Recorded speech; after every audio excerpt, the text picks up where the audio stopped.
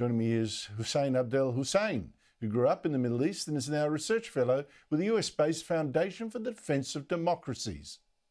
Hussain Abdul-Hussain, thank you so much for joining us. Look, we've got a really strange situation for me. We're seeing around the world these huge protests by Palestinians in London and Stockholm and in Washington or New York, and it's quite frightening, some of it. There's a chant that's common to almost all of them, including the ones here in Sydney and Melbourne: free, free Palestine. What do you understand by that phrase? Well, from the top of my head, I understand the destruction of Israel, because I assume that what they mean by Palestine is that they mean the land between the river and the sea, and that's the whole land. I think all of the protests you mentioned, I have yet to see one of them uttering the word peace, or at least raising a peace sign. If you say peace, it means two states, one that's Israel, a Jewish Israel, and one that's Arab Palestine. This I don't see. What I see is free Palestine alone, and stop the Israeli engagement with Hamas, military engagement. And to me, that signifies we want Israel gone. Yeah, but the thing is, people say, well, look, it turns into a war against the people of Gaza. That's terrible. Hamas does not represent them, even though Hamas is the government there. But then I don't see it. Where are the alternative voices in Gaza? Where are the human rights people? Where are the democracy people? Where's some alternative that you could talk to if Hamas doesn't represent Gaza? I don't see them. Well, I don't see them either, and it's hard to gauge public opinion in territories or countries or strips like the Gaza Strip, where the tyranny is really dominant. I don't blame people who can't really express themselves. I lived most of my life in the Arab world. I know how things are. I know the social shaming and the physical harassment. So I understand that there are no voices. What I do not understand is that this kind of war, it's assumed that as if the Israelis enjoy doing this. Now, mind you, if Israel goes into a ground operation, the Israelis expect to be losing some soldiers, or at least many of their soldiers. No one wants to do that. I'm sure Israel doesn't want to lose people fighting this war, but someone will have to do it to stop the massacre of October 7 from being repeated.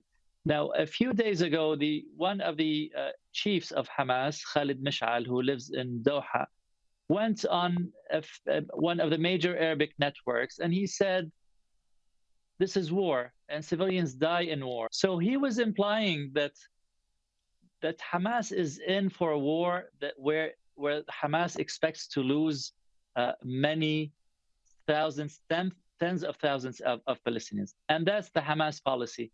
And that's unfortunately something that has been imposed on Israel. And the only way for Israel to deal with this is what we see now. And that's unfortunate. And loss of life on both sides is very unfortunate.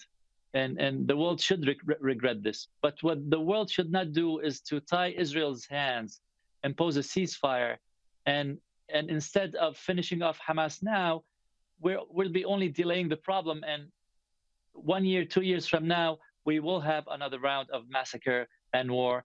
This is the sixth round of war between Israel and Hamas. And unless Israel gets rid of Hamas, we will expect war number 8, number 9, number 10, and more casualties and more death. So someone should solve this once and for all. Hussain Abdul-Hussain, you were raised in the Middle East.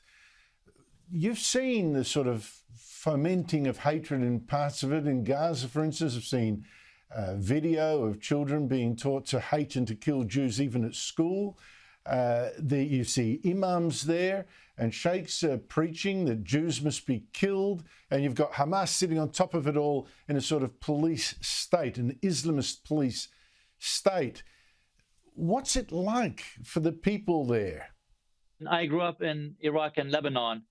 It's similar to Gaza because in Lebanon you have Hezbollah, which is a militia that undermines the sovereignty of the state and rules with an iron fist, and it's allied with Iran, which is an Islamist regime.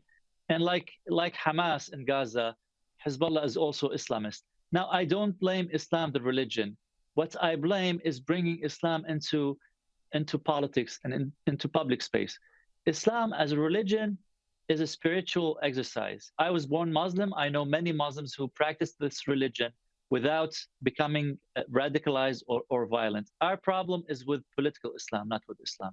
And this is what Hamas is practicing, and this is what Hezbollah is practicing. And in the name of God, they are instigating these generations after generations. They're calling on these generations to die. They've turned themselves into death cults. And look at all these protests, even the ones in the West. You don't hear these protesters asking for better economy, for better lives, for better jobs for Gazans. What they're shouting for is a fight over land, a fight over a mosque, a fight over our holy, sanctimonious mosque of Al-Aqsa. So there's really no policy or plan that these guys are seeking that improves the lives of Palestinians. All what you see is just emotional appeal to instinct and to religious slogans.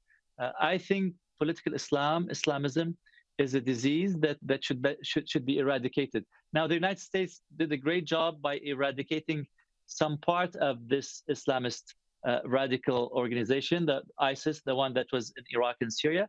And I don't see any reason why we shouldn't get rid of the rest of these Islamist organizations. And at this point, Hamas, of course, is the one we're talking about.